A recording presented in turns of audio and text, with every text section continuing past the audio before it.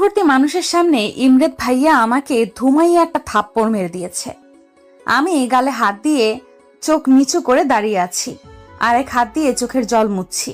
পুরো নাম আদ্রিস চৌধুরী ইমরেত।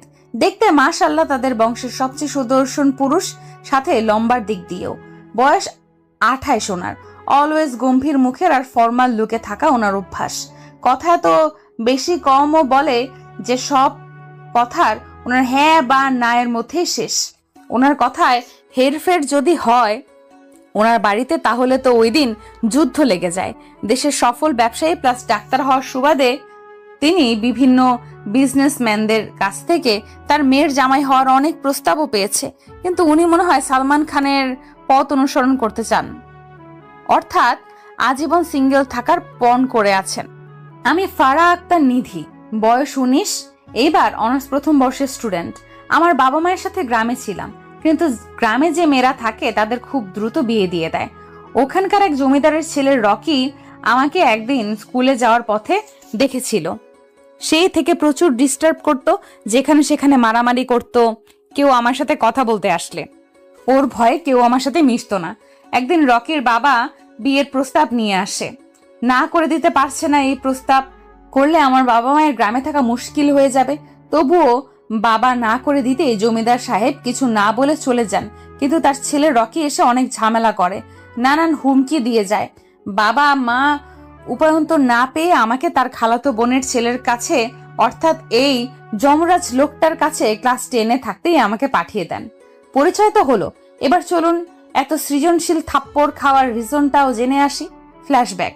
ফ্রেন্ডদের সাথে কলেজ শেষে আড্ডা দিতে রেস্টুরেন্টে এসেছি। আমরা মোট 10 জন ছিলাম। তার মধ্যে আমাদের ছেলে ফ্রেন্ড ছিল 4টা, আর আমি সহ মেয়ে ছিলাম 6টা। সবাই খুব মজা করতে করতে রেস্টুরেন্টে আসছি। খাবারের টেবিলে বসে খাবার অর্ডার দিয়ে বসে আছি। আমি রেস্টুরেন্টে আসলেই চাউমিন খাবই খাবো। চাউমিন খাওয়ার জন্য আমি টাকা খরচ করি না, হেঁটে বাড়িতে চলে আসি। আমি চাউমিন অর্ডার দিয়ে বাকিটা তাদের অর্ডার দিয়ে বিভিন্ন গল্প গুজব করতে ব্যস্ত ছিল। আমি বরাবরের মতো চঞ্চল স্বভাবের মেয়ে, প্রচুর কথা বলতে ভালোবাসি। তবে কেউ যদি ক্লোজ হয়ে যায় তবে, না হলে আমি অপরিচিতদের কাছ থেকে সবসময় দূরেই থাকি। রেস্টুরেন্টটা 5 স্টার হওয়ার সুবাদে নামি দামি বিজনেসম্যানরা এখানে মিটিং এর জন্য আসেন। বড়লোক বাপের পোলারা ছুকরি মাইয়া পটাইয়া কেউ ডেটেও আসে, কিন্তু ভাই প্রেমে পড়তে পারলাম না কেন এখনো, এই নিয়ে আফসোস করি। তার মানে এই না যে আমার ব্যাচেলর লাইফ খুব দুঃখের। আমি আমার ব্যাচেলর লাইফ নিয়ে খুব খুশি, কিন্তু আশেপাশে লুতুপুতু কোনো প্রেম দেখলে মনে হয় আজ যদি কোনো বিএফ থাকতো, কিন্তু পরক্ষণেই ভেবে ফেলি যাক আল্লাহ বাঁচাইছে, এমন আপদ জীবনে নাই। ওয়েটার চাউমিন নিয়ে আসা দেখে আমি খুশিতে গদগদ হয়ে গেছি, কারণ চাউমিন দেখলে আমার মাথা ঠিক থাকে না। তবে সব সময় না, যখন ক্রেভিং জাগে তখন আর কি। আজ ক্রেভিং জাগছে যে চাউমিন খাবোই খাবো। ওয়েটার এদিকে আসতে দেখে আমি হাত বাড়িয়ে চাউমিন নিতে যাব, অমনি এক পিচ্চি বাচ্চা কই থেকে দৌড়িয়ে এসে আমার পায়ের সাথে ধাক্কা খেয়ে নিজে তো পড়ছেই আমার নিয়ে পড়েছে, সাথে আমার চাউমিন ফালাইয়া দিয়েছে। আমার চাউমিন। নিচে বসে নিধি বলল। ওপরে তাকিয়ে দেখলো সুট পরা এক লোকের মাথায় চাউমিন পড়ে গেছে। লোকটি যখন ঘুরে তাকালো, নিধির কলিজা গলার কাছে চলে আসছে, কারণ চাউমিনটা আর কারো মাথায় না, যমরাজের মাথায় ঠুকু ইমরেতের মাথায় পড়েছে। নিধিকে তার ফ্রেন্ড শামীম তুলে উঠালো। নিধি উঠে দাঁড়িয়ে পড়লেও চলার শক্তি নেই। ইমরেতের চোখ দিয়ে মনে হচ্ছে আগুন বের হচ্ছে। সামনে এসে নিধিকে এক থাপ্পড় দিল। ব্যাস, পুরো রেস্টুরেন্টের মানুষ ফ্রিতে সিনেমা দেখে নিল। বর্তমান। এটা হলো আমার থাপ্পড় খাওয়ার কাহিনী। বাপ মায়ের একমাত্র সন্তান হওয়ার সুবাদে কখনো জীবনে মার খাওয়ার সুযোগ হয়নি, কিন্তু যেদিন থেকে ওদের বাড়িতে এসেছি কখনো সোজা মুখে এই কুমড়ো পটাশ আমার সাথে কথা বলেনি। অলওয়েজ রেগে মেগে কথা বলে, মনে হয় ওর কোন পাকা ধানে মই দিয়েছি আমি। একে তো থাপ্পড় খাওয়ার জন্য গালটা ভীষণ জ্বলছে, কান্না আসছে খুব, কেঁদেও যাচ্ছি, চোখও মুছছি, আবার চাউমিন আমার পড়ে গিয়েছে দেখে আরো ভ্যা ভ্যা করে কাঁদতে লেগেছি। বাসায় আসছে নিধি, কিন্তু ভেতরটা ধুকপুক করছে ভীষণ ভাবে, কারণ মার খেয়েছে বাইরে ঠিকই, কিন্তু বাড়িতে ওনারই। আবারও যদি থাপ্পড় মারে। থাপ্পড়ের কথা মনে হতেই অটোমেটিক গালে হাত চলে গেল নিধির। কোন রকমে ভেতরে আসলো সে। পেছন দিক থেকে দুইটা পিচ্চি হাত নিধির কোমর ধরে বলল। ফুপি ধরে ফেলেছি। নিধি ফিক করে হেসে দিয়ে বলল, কে এমন দুঃসাহস করলো? আমি এই বাড়ির রাজকন্যা। বলেই সামনে এসে নিজের দুই হাত কোমরে রেখে বলল।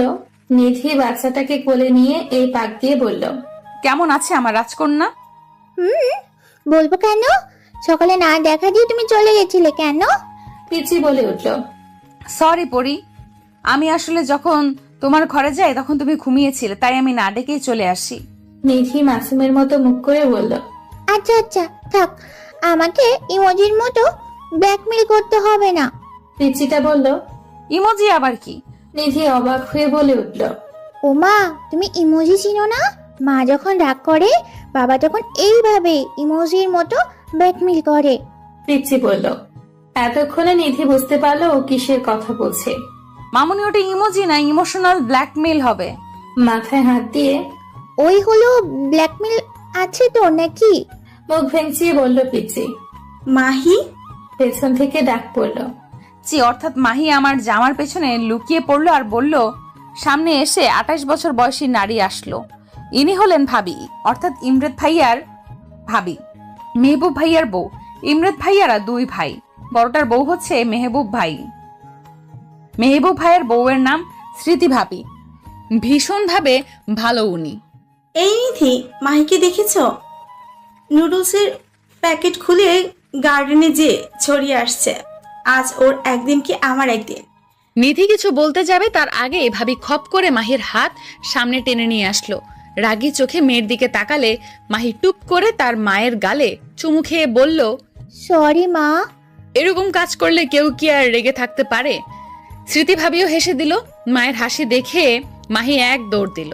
আরে আসতে বাবা, পরি চাপাতো। স্মৃতি বলল। নিধি মা মেয়ের মুহূর্ত উপভোগ করছিল। ইস, সে যখন গ্রামে থাকতো তার মায়ের সাথে কতই না দুষ্টুমি করত। তুমি এমন গালে হাত দিয়ে আছো কেন? স্মৃতি ফ্রুকুচকে জিজ্ঞেস করলো। নিধি কি বলবে বুঝতে পারছে না, ভেবাচাকা খেয়ে বসে আছে। আর বলবেই বা কি, যে তার গুণধর দেবর সামনে থাপ্পড় মেরেছে। ইয়ে মানে আজ র‍্যাগ ছিল কলেজে, কাকে র‍্যাগ দিয়েছিল কে জানি, তার জন্য থাপ্পড় আমি খেয়েছি। নিধি নিয়ে বিনিয়ে বলে উঠল। স্মৃতি গালের হাত সরিয়ে দেখলো 5টা আঙ্গুলের দাগ একদম বসে গেছে। ফর্সা মুখে মনে হচ্ছে লাল রক্ত জমাট বেঁধে গেছে।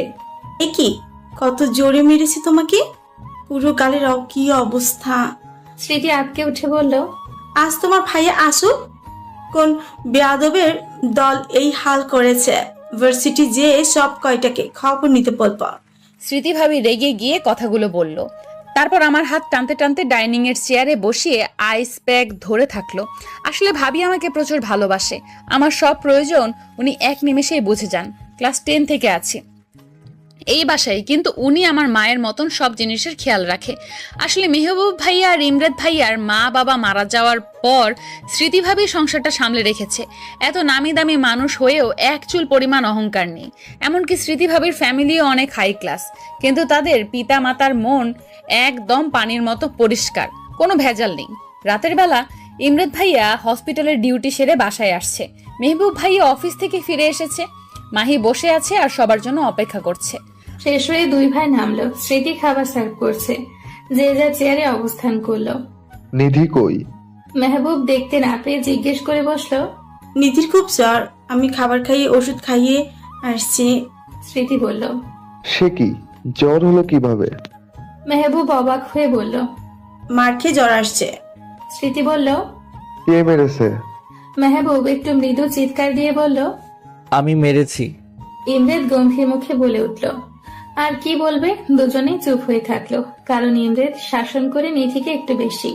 কেন মেরেছো তুমি ফুফিকে? মাহি চোখ পাকিয়ে জিজ্ঞেস করলো। কারণ তোমার ফুপি ভুল করেছে। এখন কথা না বলে চুপচাপ খাও। ইমরেদ খাবার মুখে গুজে দিয়ে বলল। মাহি মুখ ভেঙচি দিয়ে তার মায়ের হাত থেকে খাবার খাচ্ছে। গভীর রাতে নিধির মনে হলো তার গালে কেউ হাত বোলাচ্ছে, নরম স্পর্শ পাচ্ছে, কিন্তু জ্বরের জন্য চোখ খুলতে পারছে না সে। জোর দিয়ে যখন চোখ খুললো, অন্ধকার ঘরে কিছুই দেখতে পেল না। ঘরের দরজাও তো লক করা, কে বা আসবে?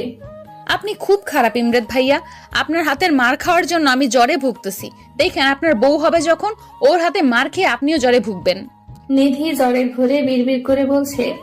নিধি জ্বরের ঘোরে বিড়বিড় করে বলাটা কারো কানে যেতে ব্যক্তিটি অন্ধকারের মধ্যে বাঁকা হাসি দিল। সকালবেলা নিধির ঘুম ভাঙলো বেলা 12টা। জ্বর কমলেও শরীরের দুর্বলতা এখনো যায়নি। মনে হচ্ছে কতই না চালের বস্তা তুলেছে যে শরীরটা ভার হয়ে আছে। ফ্রেশ হয়ে নিচে গেল। স্মৃতিভাবী বসে বসে কাজ দেখিয়ে দিচ্ছে নতুন মালিদের। পুরনো মালি চলে গিয়েছে বয়স হওয়ার কারণে, আর পারছে না কাজ করতে, এই কারণে। তুমি ডাইনিং এ যাও, আমি আসছি। স্মৃতিভাবী বলল। আমি মাথা নাড়িয়ে চলে গেলাম। কিছুক্ষণ বাদে সামনে বড়টা দিল ভাবি, কিন্তু মুখে দিতেই তিতা লাগলো।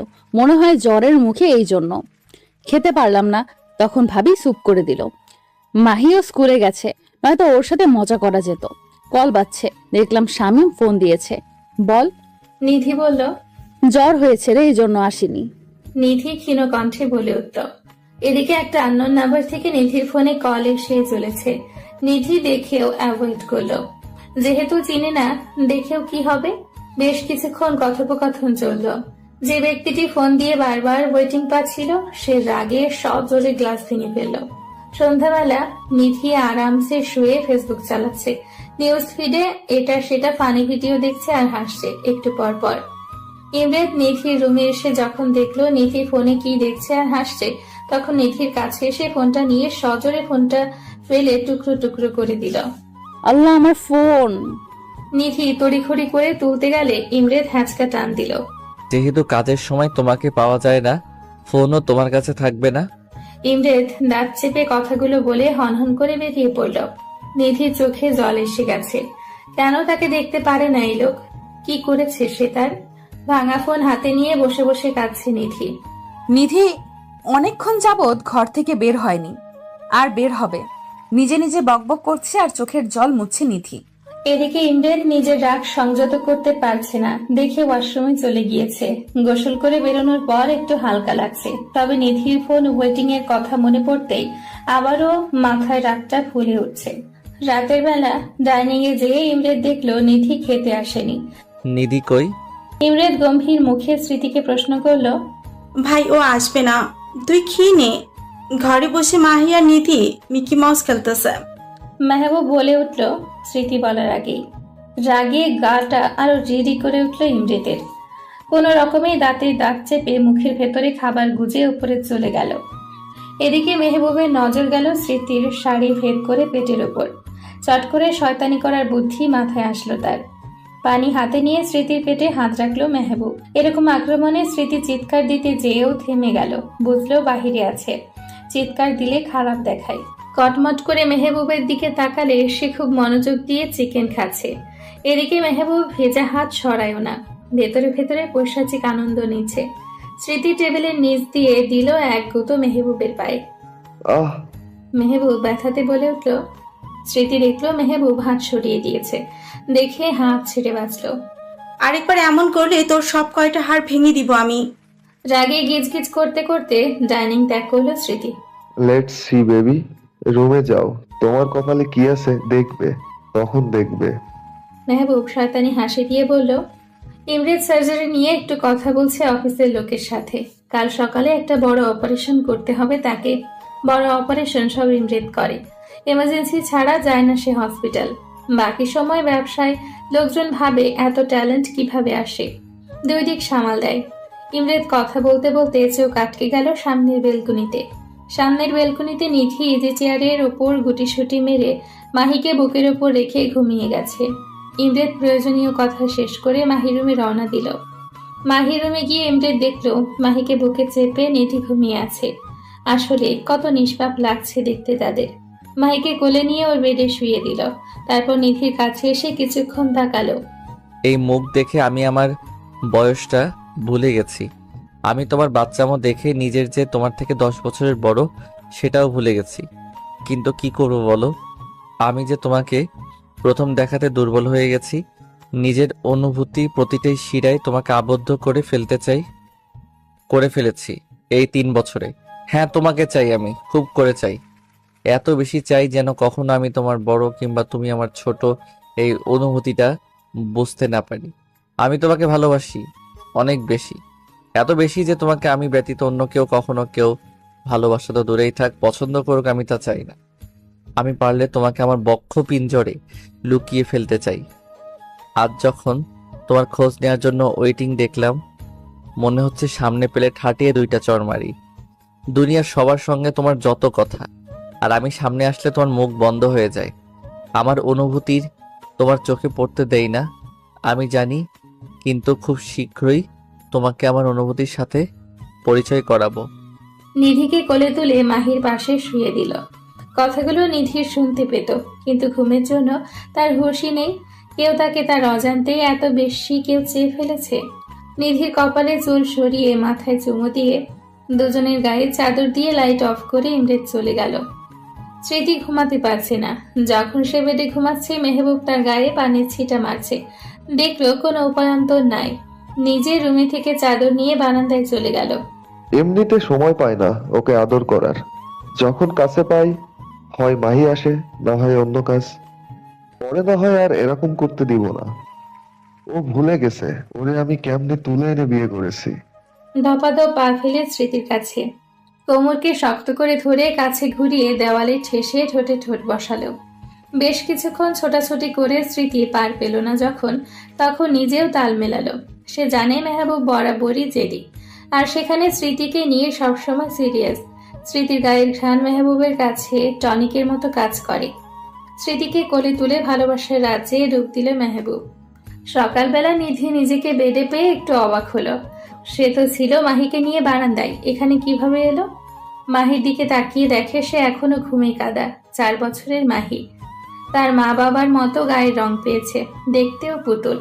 মাহির কপালে চুমু দিয়ে নিজের রুমে গেল ফ্রেশ হতে। ইমরেত তাড়াতাড়ি নাস্তা সেরে সার্জারির জন্য বেরিয়ে পড়েছে সকাল সকাল। মেহবুব এখনো স্মৃতিকে জড়িয়ে ধরে ঘুমিয়ে আছে। কিছুক্ষণ আগে মেহবুবকে ঠেলে উঠতে যেয়ে স্মৃতি এক দফা কামড় খেয়ে শুয়ে আছে। আরেকবার যদি এরকম করো, গতকাল রাতে যেমন রেস্ট দিই নাই, আর সারাদিনও তাই হবে। এই বলে মেহবুব স্মৃতির বুকে মুখ গুজে ঘুম।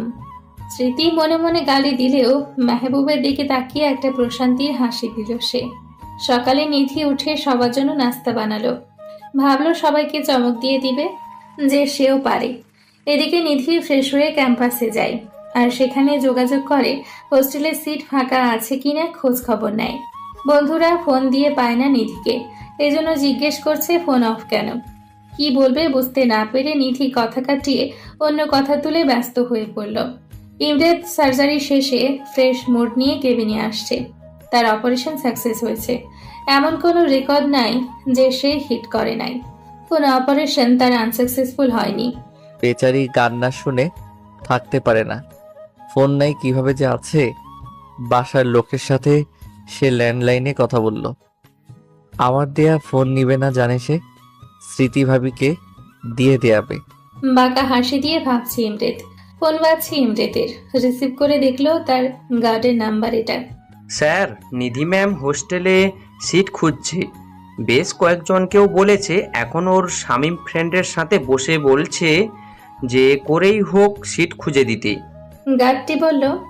গার্ডের কথাগুলো শুনে ইমরেতের ভালো মুডটা নিমিষেই বিষে পরিণত হলো। মাথার মধ্যে মনে হচ্ছে দপ করে আগুন জ্বলে উঠল। রাগগুলো কেমন চাড়া দিয়ে উঠছে। আজ এর বিহিত করেই ছাড়বে সে। ও যেন সিট খুঁজে না পায়।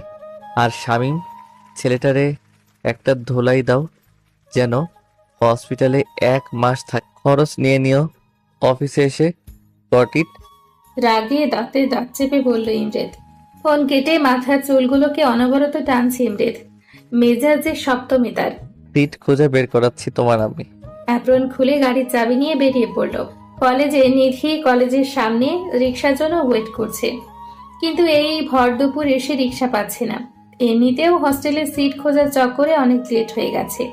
নিধির সামনে একটা গাড়ি এসে থামলো। নিধি দেখে অ্যাভয়েড করলো। কিছুটা দূরে সরে এসে আবারও রিক্সা খোঁজার জন্য ব্যস্ত হয়ে পড়ল। গাড়ির ভেতরের মানুষটা বেরিয়ে এসে নিধির হাত এত শক্ত করে ধরলো, টেনে হিচড়ে নিয়ে যাচ্ছে। গাড়ির ভেতরের মানুষটা আর কেউ নয়, ইমরেত। ফর্সা মুখ রোদে একদম চকচক করছে, কিন্তু মুখ লাল হয়ে গেছে রাগে। আরে ইমরেত ভাইয়া ছাড়েন, কই নিয়ে যান ভাইয়া? আমি যাব না। আজব লোক, আপনি শুনতে পান না? নিধি বলেই যাচ্ছে আর হাত মুচড়াচ্ছে। ইমরেত নিধির মুখে ভাই ডাক শুনলে খেপে যায়, কিন্তু কিছু বলেনি এতদিন। আজ এমনিতেও মেজাজ গরম, ভাইয়া ডাক শুনে আরো চেতে গেছে সে। গাড়ির দরজা খুলে নিধিকে ধাক্কা দিয়ে বসালো। নিধি হাতে ব্যথা পেয়েও ভয়ে কিছু বলছে না, কারণ ইমরেতের এই রূপ কখনো সে দেখেনি। ইমরেত নিজেও গাড়িতে বসে পড়ে, নিধির দিকে ঝুঁকে সিট বেল্ট লাগালো। প্লিজ ভাইয়া গাড়ি চালাবেন না, আমি বাড়ি যাব। নিধি এক প্রকার ভয়ে বলেই দিল। নিয়ে যাওয়াচ্ছি বাড়ি। দাঁতে দাঁত চেপে বলল ইমরেত। স্মৃতি মাত্র গোসল সেরে বের হলো। কাল রাত থেকে মেয়ের দেখা পায়নি সে। তাড়াহুড়ো করে বের হয়ে খুঁজছে মাহিকে। মাহিকে পেল স্মৃতি গার্ডেনে, মাটি খেলা অবস্থায়। পুরো জামাতে মাটি ভরিয়ে দিয়েছে। ওকে কোলে তুলে নিয়ে গেল গোসল করানোর জন্য। এদিকে মেহবুব স্মৃতিকে খুঁজেই যাচ্ছে, কিন্তু ডাক দিয়েও পায় না। স্মৃতি মাহিকে গোসল করে নিয়ে আসছে কোলে করে। মা মেয়ের খুনসুটি দেখতে মেহবুবের অনেক ভালো লাগছে। চুপ করে স্মৃতির কোমর জড়িয়ে ধরল পেছন থেকে। স্মৃতি একটু কেঁপে উঠায় বলল, মাথাটা গেছে নাকি বাচ্চার সামনে?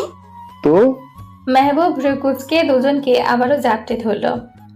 গাড়ি চলছে অজানা রাস্তায়। ধুকপুক করছে নিধির মন। কিছু বলতে গেলেই ইমরেত চোখ পাকিয়ে তার দিকে তাকাচ্ছে। এমন লোক দেখে ভয়ে তার জান এতটুকু হয়ে গেছে। ভাইয়া। একটু ঢোক গিলে নিধি ডাকলো ইমরেতকে। ইমরেত গাড়ি থামালো, জোরে ব্রেক কষে। রক্তিম চোখ নিয়ে তাকালো নিধির দিকে। নিধি ইমরেতের এই চোখগুলো দেখে একটা শুকনো ঢোক গেল। কেন যে হাতে ধরে নিজের কপালের নিচে ফাটাতে যায় সে? মনে মনে ভাবছে নিধি। ইমরেত ঝুঁকে আসে নিধির দিকে। এমন কাছে আসা ইমরেতের নিধি কেমন যেন একটু ভড়কে যায়। তবে ইমরেতের শরীর থেকে খুব সুন্দর একটা ঘ্রাণ আসছে বলে মনে হচ্ছে। নিধির আজ মনে হচ্ছে খেয়ে ফেলি ঘ্রাণ সহ মানুষটাকে। ছি ছি, কি সব ভাবছি আমি। মনে মনে নিজেকে উগান্ডা বলে গালি দিলাম। চোখ তুলে তাকাতে যাবে, দেখে ইমরেতের চোখগুলো কেমন খোলা আর লাল হয়ে আছে। ঠোঁট দুটো শুষ্ক হয়ে আছে, চুলগুলো এলোমেলো, আর সামনের কপালে কিছু চুল তার। কেমন লাগছে যেন, ঠিক ভয়ঙ্করই লাগছে তার কাছে এখন মানুষটাকে বর্তমানে। ভাই। নিধি ভাইয়া ডাক্তার সম্পূর্ণ বলার আগে ইমরেত তার দুই হাত দিয়ে নিধির মুখটা সামনে এনে নিজের ঠোঁটের সাথে ঠোঁট মিলিয়ে দিল।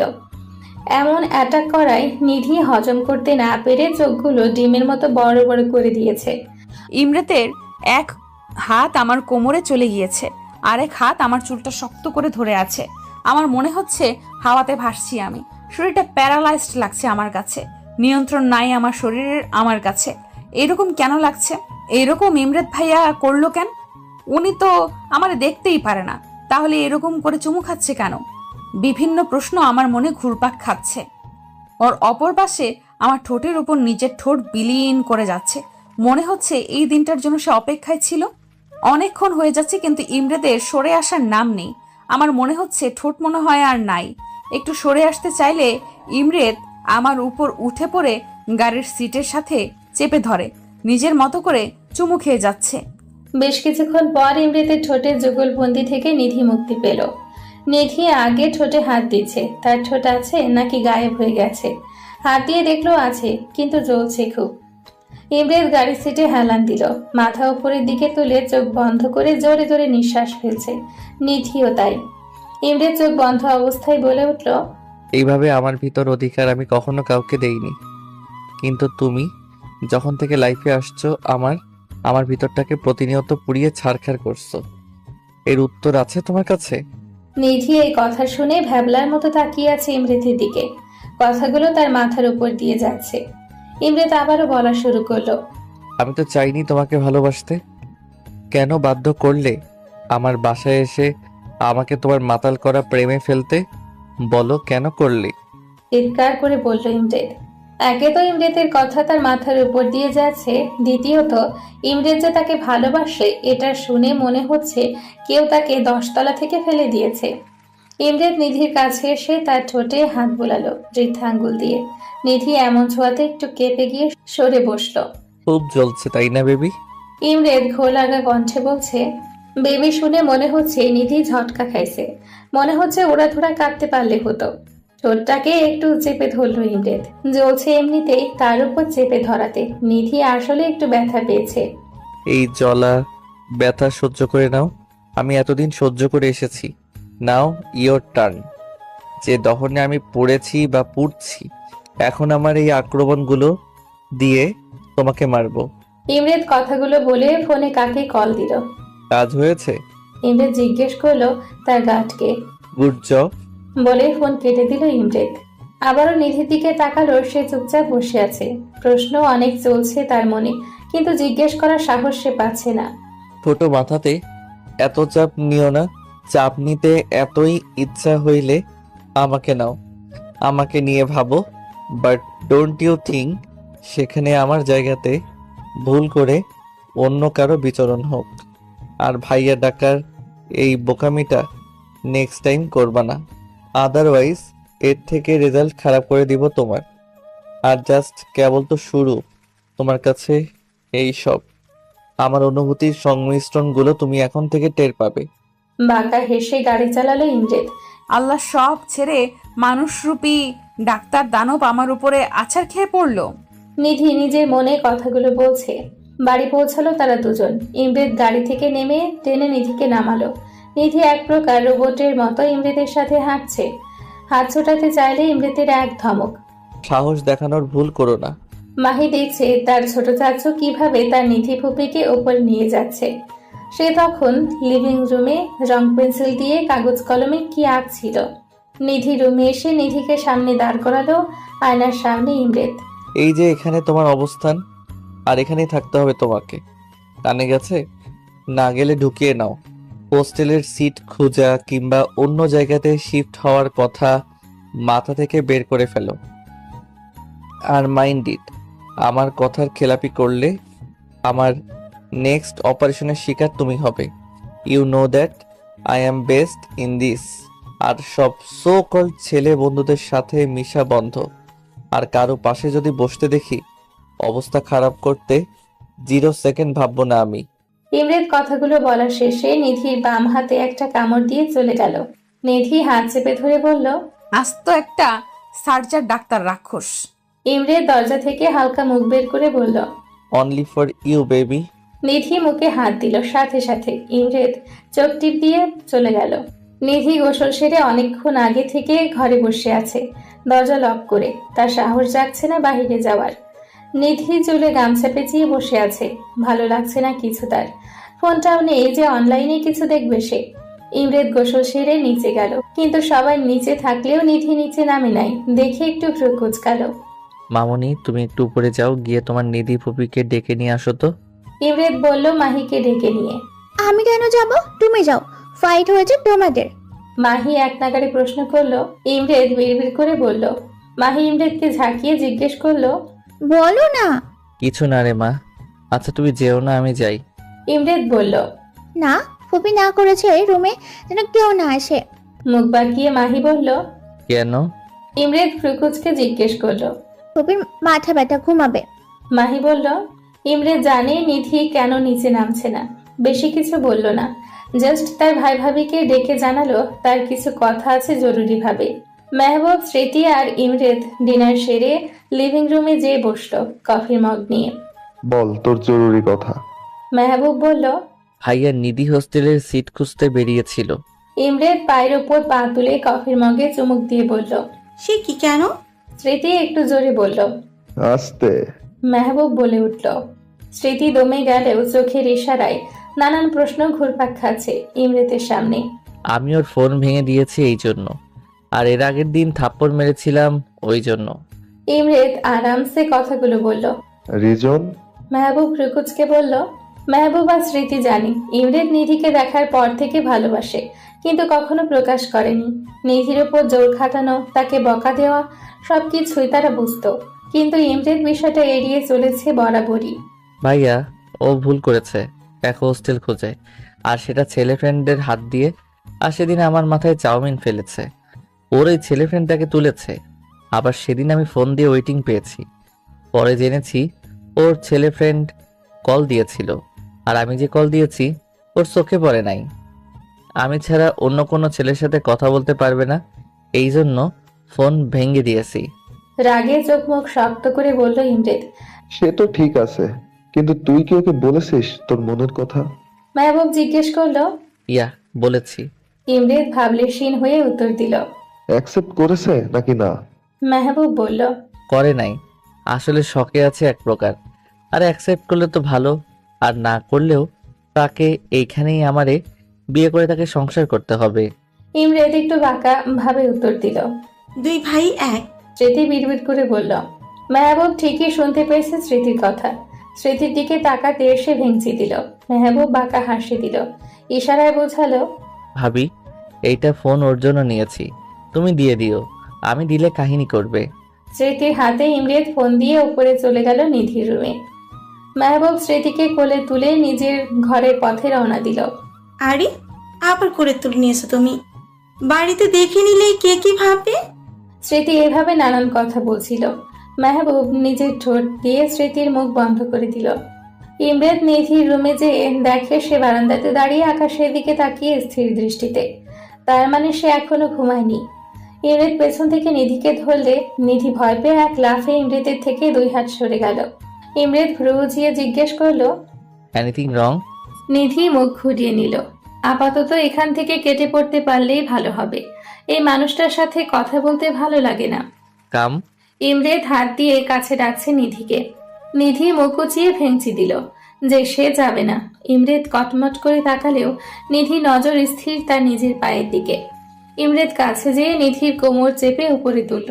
নিধি হকচকিয়ে তাল সামলানোর জন্য ইমরাতের টি শার্টের গলা ধরে আছে। এই কথা তো একেবারে কানে যায় না তোমার, তাই না? ইমরাত রেগে জিজ্ঞেস করলো। আপনি যখন তখন এইভাবে কাছে আসেন কেন? একটু নামান আমাকে। নিধি বলল। আমি সবসময় নিজের মর্জি চলি, এটা হয়তো তুমি এতদিনে বুঝে গেছো। ইমরাত ফ্রুকুচকে জিজ্ঞেস করলো। মাহি চলে আসবে প্লিজ ভাইয়া, ওর ঘুমানোর টাইমও হয়ে এসেছে। নিধি ভয়ে ভয়ে বলল। তো দেখবে তার চাচ্চু আর ফুপি কিভাবে রোম্যান্স করছে। নিধির কানে মুখ নিয়ে কথাগুলো বলল। নিধির এরকম নিঃশ্বাসের সাথে লড়াই করার ক্ষমতা নেই তার। কেমন যেন কুচকে গেল ইমরাতের বুকের মধ্যে। ইমরাত আরেকটু শক্ত করে নিধির কোমরটা ধরল। নিচে আসো নাই কেন? তুমি জানো না আমি তোমার জন্য অপেক্ষা করব? ইমরাত একটু ঘোর লাগা কণ্ঠে কথাগুলো বলছে। আপনি ছিলেন যে এই জন্য যাইনি। নিধি মুখ ভেঙচে কথাগুলো বললেও ইমরাতের দিকে তাকিয়ে সে বুঝতে পারলো ভুল সময়ে ভুল উত্তর দিয়ে ফেলেছে। সাথে সাথে মুখে হাত দিল। ইমরাত নিধির মুখ থেকে তার হাতটা সরালো, ঠোঁটে হালকা স্পর্শ দিল। নিধির মনে হচ্ছে কেউ গলাটা চেপে ধরে আছে। ভালোবাসি খুব বেশি তোমায়। ইমরাত ঘোর লাগানো কণ্ঠে অস্ফুট স্বরে বলে উঠল। ফুপি, মাহি চিৎকারে দুজন দুদিকে ছিটকে পড়ল। নিধি বুকে ফু দিচ্ছে নিজে। আর ইমরাত নিধির ধাক্কা খাওয়াতে একটু রেগে কিছু বলতে যাবে, তার আগে আবারও আওয়াজ। কই তুমি ফুপি? আমি ঘুমাবো, ভয় লাগে তো। মাহি বলছে। নিধি তড়িৎ গতিতে মাহির কাছে গেল আর কোলে তুলে নিল ওকে।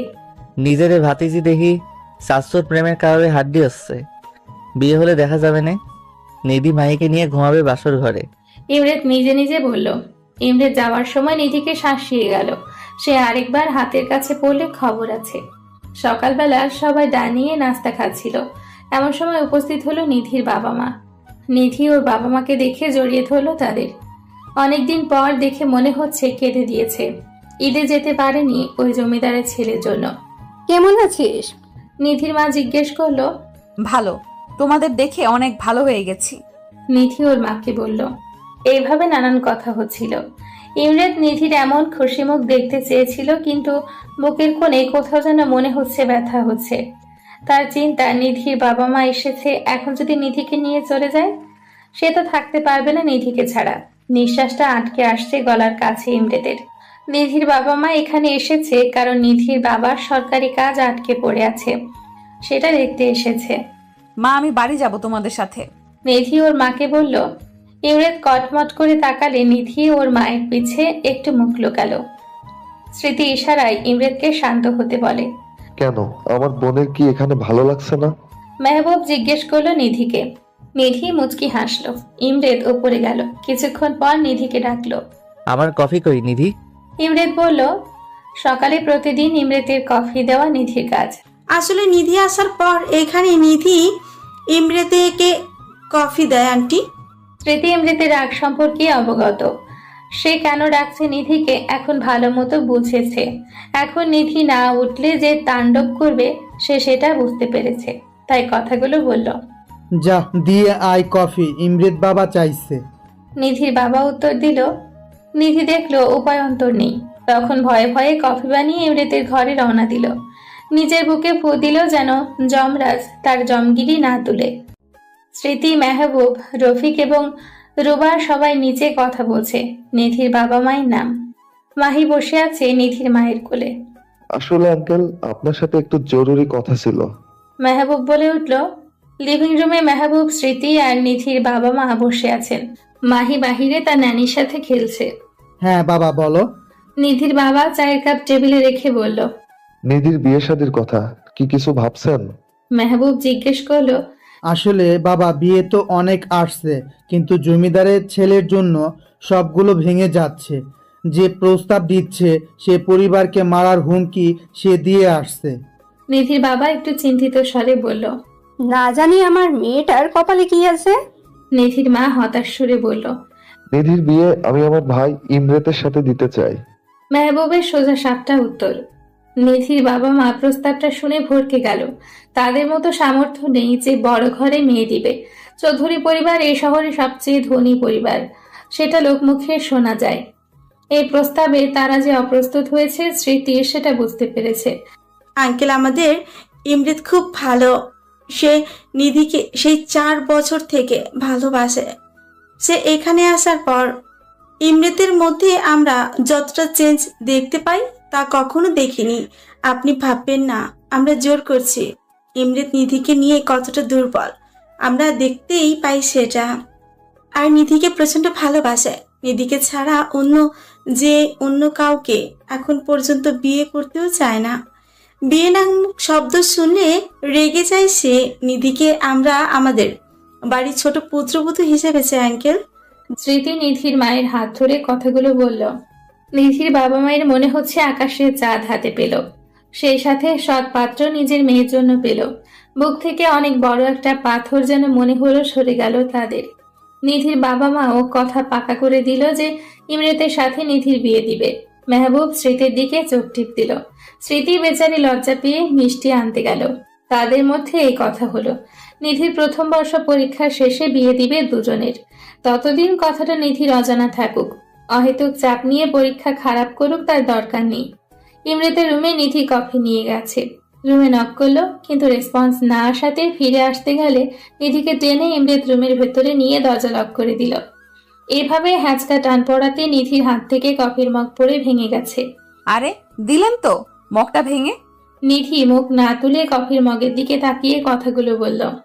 ইমরেতের সারা শব্দ না পেয়ে নিধি যখন মুখ তুলে উপরে তাকালো তখন ইমরেতের মুখটার দিকে তাকালো। ইমরেতের মুখ দেখে সে ভীষণ ভয় পেয়ে গেল। ইমরেতের মুখ ভীষণ লাল, দেখে মনে হচ্ছে মাথায় খুন চেপে আছে তার। ইমরেতকে এভাবে দেখে নিধির ভয় হাত পা ঠান্ডা হয়ে আসছে, সরতে পারছে না। সাহস কি করে হয় তোমার বাড়ি যাওয়ার নাম নেয়ার? আমি যে না করেছিলাম তুই শুনতে পাওনি? আমি যে তোমাকে ছাড়া কিছু ভাবতে পারি না, থাকতে পারি না, এটা কি বোঝো না তুমি? ইমরেত চিৎকার করে বলছে। দেখুন। নিধি তোতলাতে তোতলাতে বলল। কি দেখবো বলো, বলো কি দেখবো? আরো জোরে চিৎকার করে বলছে ইমরেত। ভাগ্যিস বড়লোক ইমরেতের রুমে দরজা সাউন্ড প্রুফ। আমি কি আমার বাবা মায়ের বাড়ি যেতে পারি না? ভয়ে ভয়ে বলল নিধি। না পারো না তুমি। তুমি বিহীন আমার শ্বাসটা যে আটকে আসে, এটা কি বোঝো না তুমি? আবারও চিল্লিয়ে বলছে ইমরেত। আপনি আমার উপর এইভাবে অধিকার দেখাতে পারেন না। নিধি বলে উঠল। অধিকার? অধিকার চিনাস তুই আমারে? আরে ইডিয়েট, তোর উপরে তোর অধিকার নাই কোনো। তোর উপরে এই ইমরেত চৌধুরীর অধিকার শুধু। নিধির কোমর শক্ত করে চেপে ধরে। নিধি ভয়ে আর কোনো কথাই বলতে পারছে না। এই ইমরেত নামক প্রাণীটাকে সে অসম্ভব ভয় পায়। কেন এইভাবে পুড়াচ্ছ আমায়? যখন পুড়াচ্ছ তুমি, এর মলমও তুমি হবে। এই দহনে তোমাকেও মারবো আমি, আর সেখানে তোমার মর্জি হোক বা না হোক। ইমরেত শান্ত স্বরে বলল। ইমরেত তার কোমরটা অনেক শক্তভাবে চেপে আছে। মনে হচ্ছে তার আঙ্গুল দেবে যে নিধির জামার ভেদ করে ভেতরে ঢুকে যাবে। ভাই, আমার পুরো কথা শেষ হওয়ার আগে ইমরেত আমার ঠোঁটে নিজের ঠোঁট বসিয়ে দিল। নিধি ঝট করে চোখ বন্ধ করে নিল। ইমরেত অনেক রুডলি কিস করছে। আমার ঠোঁটের চামড়া মনে হচ্ছে উঠে গেছে। কান্না আসছে না কেন আমার? কেন বুকটা ধকধক করছে আমার এমন চুমুতে? কেন সরাতে পারছি না? অপরদিকে ইমরেত কন্যের সাথে জড়ালো সে। কেন এই নিধি নামক নেশাতে মেতে উঠেছে, ছোটাতে চাইছে না, আরো তীব্রভাবে তার সাথে নিজেকে গ্রাস করে ফেলছে। হ্যাঁ, আমার নিধিকে চাই, যেইভাবে হোক চাই। সে না চাইলেও তাকে আমার চাই। আমি যে তুমিতে আসক্ত। চুমু দিতে দিতে ক্লান্ত হলেও ইমরের ঠোঁট ছাড়ে নাই আমার, শুষে নিচ্ছে। এইদিকে আমার শ্বাস আটকে গেছে মনে হচ্ছে। বেশ অনেকক্ষণ পর ইমরেতের নিধির ঠোঁট ছাড়ল। দুজনে খুব জোরে জোরে নিঃশ্বাস ফেলছে। ইমরেত শান্ত হয়ে গেলেও নিধির নিঃশ্বাস এখনো ঘন ঘন পড়ছে। ইমরেত নিধির শরীরের সাথে মিশিয়ে নিল আরেকটু নিবিড় ভাবে। এই বাবু, এইভাবে শ্বাস ফেলে কেউ? আমি আর পারছি না তোমাকে ছাড়া নিজেরে নিয়ে ভাবতে। ইমরেতের ঘোর লাগানো কণ্ঠ শুনে নিধির শরীরের পশম মনে হচ্ছে দাঁড়িয়ে গেল। এইভাবে নিঃশ্বাস নিলে লোকে কি ভাববে? লোকদের ভাবনা I don't care, I only care about you. Imret নিধির কানে কথাটা বলল। শুনুন, তুতলে বলছে নিধি চোখ বন্ধ করে। নিচে যে সাফ মানা করবে যে তুমি যাচ্ছ না তাদের সাথে। যদি আমার কথার অপোজিট করো, আমি নিজেও জানি না তোমার কি করব আমি। ইমরেত চোখ মুখ শক্ত করে বলল। নিধি ঠোঁট মুছে দিল ইমরেত আলতো করে। নিধি এমন ছোঁয়াতে শিউরে উঠল। নিধি বাইরে যাওয়ার জন্য পা বাড়ালে ইমরেত পেছন থেকে নিধিকে ধরে ওর ঘাড়ে মুখ ডোবায়। নিধি থরথর করে কাঁদছে। তোমার ঘ্রাণে, তোমার ঠোঁটে, তোমার চুলে মাদকতা কাজ করে আমার জন্য। আর এই মাদকতাতে আমি তীব্রভাবে আসক্ত। ছুটবে না কখনো, আর না আমি ছোটাতে চাই। নিধির ঘাড়ে মুখ রেখে বলল ইমরেত। নিধি যখন নিচে নামে তখন দেখে ইমরেত খুব আয়েশ করে যমরাজ লুকে সবার সাথে খোশ গল্প শুনতে বিজি। আস্ত দানব, ঠোঁটটা কত ব্যথা করছে এখনো। নিধি অসহায়ের সাথে বিড়বিড় করলো। স্মৃতি নিধির ঠোঁটের দিকে নজর গেলে দেখে নিধির ঠোঁট অনেক ফোলা। ইমরেতের দিকে তাকিয়ে বুঝলো এই কিছু একটা করেছে। দুই ভাই একই, মানুষজন বোঝে না। মেহবুব মাহিকে কোল থেকে নামিয়ে স্মৃতির উদাম পেটে হাত দেয় সবার আড়ালে। স্মৃতি শিউরে উঠেও নিজেকে সামলে নিল। মেহবুবের দিকে রেগে তাকালেও মেহবুবের কোনো ভাবান্তর নেই, মনে হচ্ছে সে কিছুই করেনি। স্মৃতি হালকা করে হাত উঠিয়ে সবার মনোযোগের আড়ালে মেহবুবের পেটে দিল কোনো দিয়ে ধাক্কা। মেহবুব আউচ বলতে যেও মুখে রেখে দিল ব্যথাটা, কারণ সামনে সবাই আছে। নিধি তার মায়ের পাশে গুটিসুটি মেরে বসে আছে। ইমরেত তার সামনে চেয়ারে পায়ের উপর পা তুলে কফি খাচ্ছে আর নিধির দিকে মগ্ন হয়ে আছে। নিধি আর চোখে তাকালেও বুঝতে দিচ্ছে না ইমরেতকে, কিন্তু ইমরেত নিধির আর চোখে দেখাটাকে বুঝতে পেরে বাঁকা হাসি দেয়। নিধির বাবা মাকে আর বলতে পারল না যে তাদের সাথে যেতে চায়। যখনই তার মাকে সে কিছু বলতে চাইছে তখনই ইমরেত তার দিকে চোখ রাঙিয়ে তাকাচ্ছে। বেচারা নিধি না গিলতে পারছে না ইমরেতকে হজম করতে পারছে। এদিকে স্মৃতি ইমরেতকে সবার আড়ালে হাসতে হাসতে নিয়ে যায়। যার জন্য এত আমার গম্ভীর মুখ দেব ডেসপারেট হয়ে আছে, তাকে সারা জীবন তোমার করার জন্য তার বাবা মা তোমার ভাইকে কথা দিয়ে দিয়েছে। ওনারা কথা না দিলেও আর স্মৃতি না চাইলেও আমি ঠিকই ওর প্রথম বর্ষের পরীক্ষার পর তুলে নিয়ে যে বিয়ে করতাম। ইমরেত সোজা স্টাইলে বাঁকা জবাব।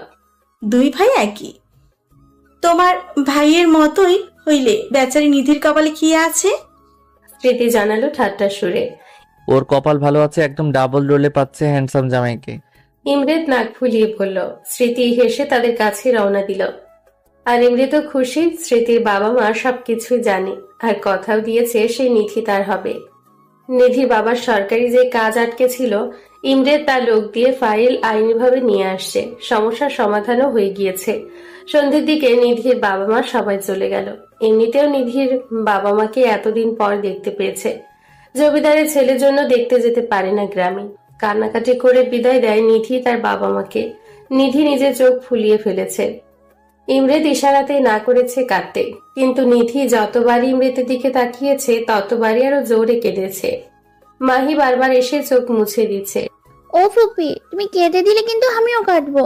সে জানায়। মাহির এমন কথা শুনে নিধি মাহির সামনে না কাঁদলেও রুমে যেয়ে ঠিকই কাঁদছে। স্মৃতি রাতে খাবারের জন্য ডাকলে দেখে কাদার জন্য মাথা ভার হয়ে গেছে, এখন আর উঠতে পারে না। আমি খাবো না ভাবিপু প্লাস আপু, আমি ভালোবেসে ডাকি, তোমরা খেয়ে ঘুমাও, আমার মাথা ধরেছে। স্মৃতি নিচে এসে ইমরেতকে জানালো। ইমরেত জানায় তারা খেয়ে নিয়ে ঘুমিয়ে যেতে, নিধিকে উনি খাওয়াবে। ইমরেত অফিসের কিছু কাজ সেরে হসপিটালের কিছু খোঁজ নিয়ে খাবার নিয়ে নিধির রুমে গেল। নিধির রুমে যেয়ে ইমরেতের শ্বাস আটকে যাওয়ার মতো অবস্থা। নিধির পরনের প্লাজো হাঁটু অবধি উঠে আছে, আর টি শার্টও উঠে আছে। হালকা ফর্সা পেটে দেখা যাচ্ছে, চুলগুলো এলোমেলো, কান্নার কারণে চোখে হালকা, আর নাকটা অসম্ভব লাল হয়ে আছে নিধির। I have to control my সেলফ। নিজে নিজে বিড়বিড় করছে ইমরেত, কিন্তু যখনই নিধির দিকে তাকাচ্ছে সব উল্টে যাচ্ছে। 2-3টা বড় নিঃশ্বাস ফেলে নিধিকে ডাকলো ইমরেত। এই নিধি ওঠো, খাও, খেয়ে মেডিসিন নিয়ে অফ যাও। ইমরেত ধীরে ধীরে বলল। নিধি ঘুমে বিভোর আর মাথা ব্যথায় ক্লান্ত থাকার কারণে ইমরেতের ডাকে সাড়া না দিয়ে পেট উল্টে দিল। পিঠ থেকে টি শার্টটা আরেকটু উঠে গেছে। ইমরেতের চোখ বেরিয়ে আসার উপক্রম। এই মেয়ের দেখি হুঁশ নেই ঘুমানোর সময়। বিয়ের পর একে তো আমার সাথে বদ্ধভাবে বেঁধে রাখতে হবে, রাতে কিংবা যখন ঘুমাবে। ইমরেতের আর কাঞ্চল হচ্ছে না, চলে যাওয়ার জন্য পা বাড়াতে যেও পারছে না। সে একটা একটা করে পা ফেলে নিধির কাছে গেল। নিধির পিঠের দিকে এক ধ্যানে তাকিয়ে আছে, চোখ আটকে গেল কোমরে থাকা লাল তিলে। ব্যাস, এটুকু ছিল কন্ট্রোলেস কেড়ে নেওয়ার জন্য ইমরেতের। আমি উপর হয়ে শুয়েছিলাম, ধীর পায়ে ইমরেত যেয়ে আমার পাশে বসলো। মাদকতা চোখ নিয়ে আমার তিলের দিকে এসে তাকিয়ে রয়েছে। ইমরেত যখন একটু ছুঁয়ে দিল আমার লাল তিলটার উপর আঙুল দিয়ে, তখন মনে হয় আমি ঘুমের মধ্যে কেঁপে উঠলাম। আমার কোমরের কাছে ইমরেতের ঠোঁট নিয়ে বেশ কয়েকটা চুমু দিয়ে আরো লাল তিলটাকে আরো রক্তাক্ত করে দিল, সাথে তিলের আশেপাশের জায়গাটাকেও। না খেয়ে ঘুমানোর শাস্তি প্লাস আমার ভালোবাসা। বাঁকা হেসে ইমরেত কথাগুলো বলে। নিধির গায়ের উপর চাদর দিয়ে বেরিয়ে গেল। নিধি খেলো না দেখে নিজেও খেলো না। সকালবেলা, যেহেতু আজ শুক্রবার, সবাই বাসায় থাকবে। নিধির ঘুম ভাঙলো বেলা 9টায়। নিজেকে ফ্রেশ করবে আপাতত সে, যেহেতু না খেয়ে ঘুমিয়েছে সে। নাড়ি ভুড়ি খাওয়ার জন্য পেট থেকে এখন খাও খাও করছে। নিধির মাথাটা হালকা ভার হয়ে থাকলেও ঘুমানোর ফলে ফ্রেশ লাগছে। পাশের টি টেবিলে চোখ গেল নিধির। সুন্দর ব্ল্যাক কালারের র্যাপিং পেপারে মোড়ানো কিছু একটার উপরে লেখা স্মৃতি। নিধি এক্সাইটেড হয়ে তাড়াতাড়ি করে খুলতে যেয়ে র্যাপিং পেপারের ধারে আঙ্গুল কেটে ফেলেছে বলে ও রক্ত বেরোচ্ছে দেখে। সেদিকে মাথা ব্যথা নেই। মুখে নিয়ে আঙ্গুলটাকে চুষে নিয়ে পুরো কভারটা খুলে দেখলো আইফোন 11 ম্যাক্স। নিধির মুখটা এত বড় হয়ে গেছে। খুশিতে নেচে দিল ফোন পেয়ে। কিছুক্ষণ নেচে দিল নিধি। ফোন বেডে রেখে নিধি গেল ফ্রেশ হতে। এতক্ষণ নিধি রুমে সিসিটিভি ফুটেজ দিয়ে দেখছিল ইমরেত তার ল্যাপটপের দ্বারা। নিধির এরকম বাচ্চামি দেখে সে 4 বছর আগে ঘায়েল হয়ে তার প্রেমে পড়েছিল। মুচকি হাসিতে ইমরেতকে দারুণ লাগে। যদি নিধি দেখতো। নিধি ওয়াশরুমে যেয়ে দেখলো জামা চেঞ্জ করার সময় কোমরের জায়গাতে তিলের অংশটুকু কেমন কালশিটে ভাবে লাল হয়েছে। মনে হচ্ছে কেউ ওই জায়গাটা ইচ্ছে মতো খুঁচাইছে। কিন্তু নাড়াচাড়া করে যখন হদিশ পেল না নিধি, তখন পাত্তা না দিয়ে ফ্রেশ হয়ে নিচে গেল সে। নিধি নিচে যেয়ে দেখলো স্মৃতি কিচেনে আজ রান্না করছে। আজকে তাহলে ভাইয়া কিছু আবদার করেছে, এই জন্য ভাবিবু সকাল সকাল আসছে। Thank you. স্মৃতিকে পেছন থেকে ধরে নিধি বলল। আচমকা ধরাতে স্মৃতি ভয় পেলেও নিধির বাচ্চামো দেখে হেসে দিল। তা কিসের জন্য থ্যাংক ইউ শুনি? স্মৃতি জিজ্ঞেস করলো। এই যে ফোন। নিধি হাতে থাকা ফোন দেখালো। নিধি বলল। স্মৃতি বুঝলো ইমরেত দিয়েছে তার নাম করে। গতকালই তো জানালো সে যে নিধিকে ফোন দিবে।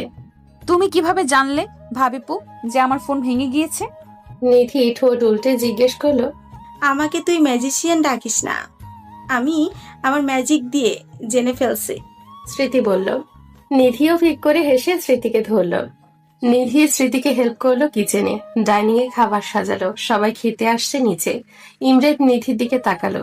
যেমন নিধিকে প্রফুল্ল দেখাচ্ছে, মনে হয় কাল কেঁদেছেও। সবাই যখন খেতে বসলো, নিধি আর চোখে ইমরেতের দিকে তাকিয়ে ফোনটা লুকিয়ে ফেললো। না জানি এই জমরাজ এই ফোনটাও খেয়ে দেয়। ইমরেত খেয়াল করলেও মনে মনে হাসলো সে। নিধি মাহিকে কোলে নিয়ে নাস্তা খেতে বসলো লিভিং রুমে। খাওয়া শেষে সবাই লিভিং রুমে আড্ডা দিচ্ছে। নিধি মাহির সাথে খেলতে ব্যস্ত। ইমরেত নিধিকে দেখতে ব্যস্ত, আর মেহবুব স্মৃতিকে জ্বালাতে ব্যস্ত। এমন সময় এক ফ্যামিলি তাদের লিভিং রুমের এরিয়াতে উপস্থিত হয়। গার্ড এসে জানালো যখন ইমরেতকে, তখন সে পারমিশন করে আসার জন্য। ধনী পরিবার থেকে এসেছে তা বুঝলো তাদের গেটআপ দেখে। নিধি উঠে চলে গেল মাহিকে নিয়ে। সবাই নিজেদের মতো কুশলাদি করলো। ইমরেত বসে নিজের ফোন গোতাচ্ছে। আসলে যে জন্য আমরা এসেছি সেটা বলি এখন। ভদ্রলোক জানালো। জি অবশ্যই বলুন। মেহবুব বলল। আসলে যে মেয়েটি এখান থেকে উঠে গেল তাকে আমার ছেলে কলেজে রাস্তা পার হওয়ার সময় দেখেছে। ইনফ্যাক্ট বিয়ে করার জন্য এক প্রকার অস্থির হয়ে গেছে। তাই ও মেয়ের জন্য আমার ছেলের বিয়ের প্রস্তাব এনেছি। আমার ছেলে আসতে চেয়েছিল, কিন্তু ওর জরুরি বাইরে যাওয়া লাগবে, এজন্য আসতে পারেনি। ভদ্রলোক জানালো। নিধিকে মেন করতে ইমরে তখনই চোখ তুলে তাকিয়েছিল। যখন পুরো কথা শুনলো তখন রেগে আগুন হয়ে গেছে, চোখটাও লাল হয়ে গেছে। মেহবুব আর স্মৃতি একে অপরের মুখ চাওয়াচাবি করছে আর ইমরেতের দিকে তাকাচ্ছে। Living room. ইমরেতের হাত মুঠো করে বসে আছে, কপালে ভর দিয়ে। মেজাজ তার সপ্তমে উঠে আছে। Stop it. চিল্লিয়ে বলল ইমরেত। ভদ্রলোকের বউ ইমরেতের এমন ধমক শুনে ভয়ে লাফিয়ে সোফার উপর পা তুলে উঠে বসে গেছে। স্মৃতিও ভয় পেয়ে গেছে। মেহবুব জানতো এমন কিছু হবে। সে তার ভাইকে বলল, রিল্যাক্স ছোট, ঠান্ডা মাথায় কথা বল। মেহবুবের শান্ত জবাব। কিভাবে শান্ত হয়ে উত্তর দিব? ওনারা কাকে নিয়ে কথা বলছেন? কার জন্য প্রস্তাব এনেছেন? দাঁত মুখ খিচে জবাব দিল Imret. I know, but they are not aware of this ভাই। মেহবুব উত্তর দিল, I don't care. Please say them to leave from here. আরো চিল্লিয়ে বলল ইমরেত। ওগো, এই ছেলে কি পাগল হয়ে গিয়েছে? এমন চিল্লিয়ে উঠছে কেন একটু পর পর? ভদ্রলোকের বউ জিজ্ঞেস করছে তার স্বামীকে। আহা, চুপ করো তো।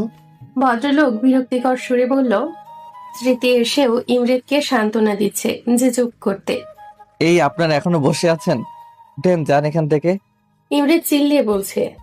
এমন চিল্লাপাল্লা শুনে মাহিকে ঘরে বসিয়ে আসলো কার্টুনের চ্যানেল দিয়ে, আর নিজে নেমে আসলো নিচে। নিধিকে নিচে দেখে ইমরেত মনে হচ্ছে আরো ক্ষেপে গেছে। তুমি নিচে নামছো কি জন্য? পা বেশি বড় হয়ে গেছে? সৌন্দর্য দেখাও সবাই রে। ইমরেত নিধির কাছে এসে জোরে জোরে কথাগুলো বলল। আরে এই লোক পাগল হয়ে গেল নাকি? আমি আবার কি করলাম? মনে মনে ভাবছে নিধি। নিধি, তুই উপরে যা বোন। স্মৃতি এসে বলল, কি হয়েছে বলবা তো? এমন করছো কেন সবাই তোমরা? নিধি অবাক হয়ে বলল, তোমার সবকিছু এত জানার শখ কেন? যেতে বলছে যেতে পারছো না? নাকি নিজে যে সুন্দরী এটা নেচে গিয়ে সবাইকে দেখাতে হবে? একটা কথা কারো শুনো না? যত বড় হচ্ছে তত বেশি বুদ্ধি হাঁটুর কাছে যাচ্ছে। এত বেয়াদব কেন? তুমি কলেজে কি পড়তে যাও নাকি ছেলেদের নিজের রূপ দেখাতে যাও যে বাসায় প্রস্তাব আসে তোমার জন্য? ইমরেত চিল্লিয়ে বলছে। আচ্ছা, পাগলের ফ্যামিলিতে ছেলে আমার মেয়ে পছন্দ করলো? ভদ্রমহিলা বিরক্তির সুরে বলল, ইউ শাট ইওর মাউথ। আমার বাসায় আমার বউয়ের জন্য প্রস্তাব আনেন? আপনার সাহস তো কম না? বেরোন এখান থেকে, আউট। ইমরেত তাদের দিকে ঘুরে জোরে চিল্লিয়ে বলল। ভদ্রলোক তার বউকে নিয়ে সুরসুর করে বেরিয়ে গেল।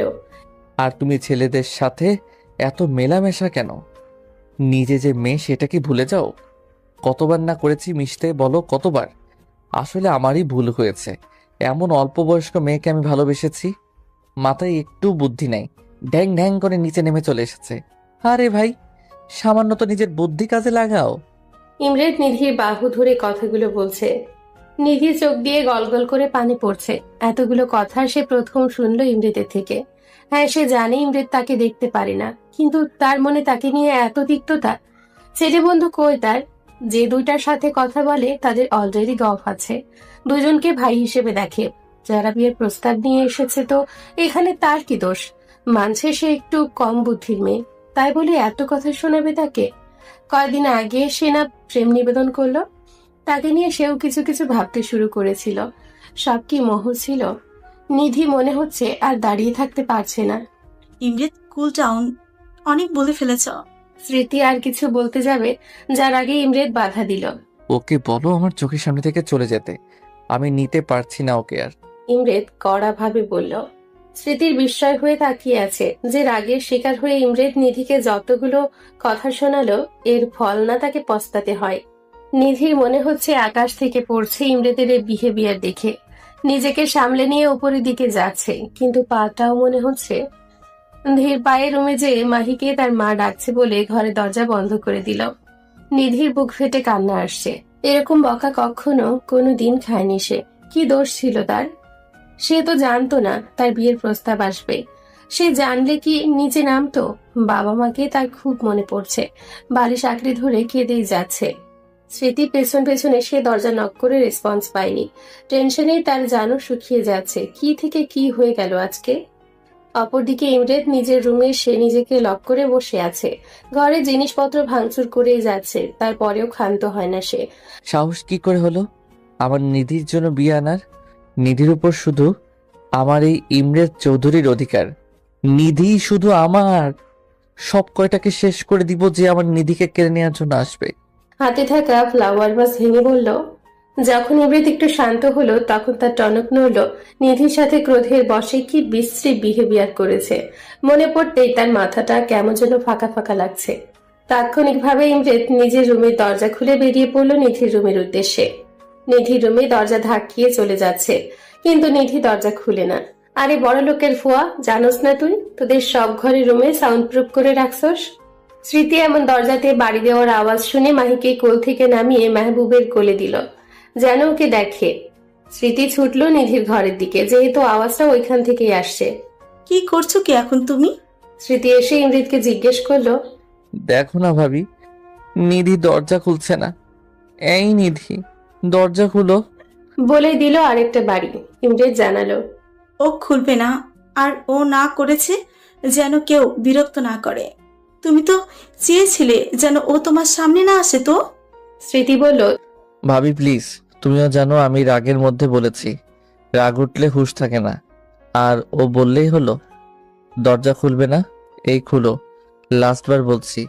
তখন না হয় রেগে বলেছি, এখন কিন্তু সত্যি সত্যি তোমার কানের নিচে চটকনা পড়বে একটা।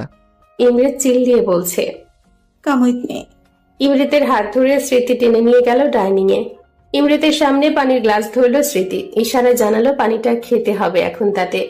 ইমৃত পানিটা নিয়ে এক নিঃশ্বাসে খতম করে ফেলল। লিসেন টু মি কেয়ারফুলি ভাই। তুমি আচ্ছা ওকে বলেছ অন্য কোনো মেয়ে হলে কিন্তু এখনই বাড়ি ছেড়ে চলে যেত, কিন্তু ও আছে কারণ ওর বাবা মা আমাদের ওপর অনেক ভরসা করে তাকে এখানে পাঠিয়েছে। সে চায় না তার বাবা মায়ের কাছে আমরা ছোট হই। আর তুমি যা বলছো আজকে, তা তো তুমি নিজেও জানো নিধির মতো মেয়ে এই আমাদের জেনারেশনে পাওয়া খুব দুষ্কর। নিধির চালচলন যেমন সোজা সরল, তেমনি নিধির মনটা পানির মতো স্বচ্ছ। নিধিকে আমার ছোট বোন আর কলিজাও ভাবি আমার, কারণ আমার নিজের কোনো বোন নেই। তুমি যখন নিধিকে এইসব বলেছিলে মনে হচ্ছিল তোমার গালে একটা থাপ্পড় দেই, কিন্তু দেই নাই। কেন জানো? নিধিকে যেমন বোন ভাবি তোমাকেও আমি ভাই ভাবি, কারণ আমার ভাইও নেই। নিধিকে যতটা ভালোবাসি আমি তোমাকেও আমার ভাই হিসেবে ততটাই ভালোবাসি, তাই তোমাকে বোন হিসেবে আমার শাসন করতে বাধা নেই। তুমি নিজেও বুঝতে পারছো এখন রাগের বশে যে কথাগুলো যা বলছো তা ভুল। রাগের বশে আমরা অনেকটা হিংস্র হয়ে যাই। তুমি তো এমন ছিলে না। আমি জানি যতটুকু তোমাকে দেখেছি আর চিনেছি আর বুঝেছি যে তুমি তোমার এইসবের প্রতি কন্ট্রোল রাখো। তবে আজ কেন এরকম হলো জানি, নিধিকে নিয়ে তুমি অতিরিক্ত সিরিয়াস, অতিরিক্ত ভালোবাসো ও তুমি তাকে, কিন্তু তুমি আজ যা বলছো ওকে, তাতে তোমার জন্য ওর মনে একটা দাগ কেটে গেছে। সে অনেক কষ্ট পেয়েছে ইমরেত। প্রীতি কথাগুলো বলল। I know that I hurt her a lot, but she also have to why I so mad about her that time. ইমরেত মাথা নিচু করে বলল, সবাই সবকিছু বুঝে না ভাই, তুমি যতটা ম্যাচিউর ও ততটা না। ওর নরম মনে অনেক আঘাত পেয়েছে তোমার এই বিহেভিয়ারে। প্রীতি বলল। আমি ওকে মানিয়ে নিয়ে আসি। ইমরেত উঠতে গেলে স্মৃতি বসালো ওকে আবার। স্মৃতি বলল, এখন না, আজ এমনি ধকল গেছে ওর উপর, সময় দাও। ওকে ছাড়া আমার দম বন্ধ হয়ে আসে ভাবি। ওকে ছাড়া আমার নিঃশ্বাস নেওয়াটাও দায়। আমি তো ওকে পাগলের মতো চাই।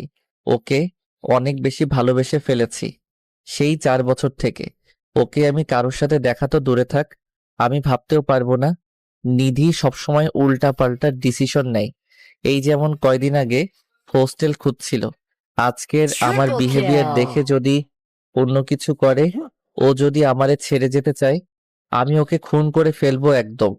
ইমরেত স্মৃতিকে কথাগুলো রেগে বলে উপরে চলে গেল। নিজের রুমে এসে ধড়াস করে দরজা লাগিয়ে দিল। স্মৃতি দীর্ঘশ্বাস ফেলে নিজের রুমে এগোলো। সে জানে ইমরেত রাগী যতটুকু, তার চেয়ে অধিকতর ভালোবাসে বেশি নিধিকে। মেহবুবও তাকে তুলে নিয়ে বিয়ে করেছিল যখন তার বিয়ের কথা অন্য কারোর সাথে চলছিল। মেহবুব স্মৃতির ওপর যতটা দুর্বল, স্মৃতিও ততটাই দুর্বল। মেহবুবের শ্বাসে রাজত্ব করে যদি স্মৃতি, তাহলে স্মৃতির মনে রাজত্ব করে মেহবুব। এরকম পাগলামি ভালোবাসায় দেখে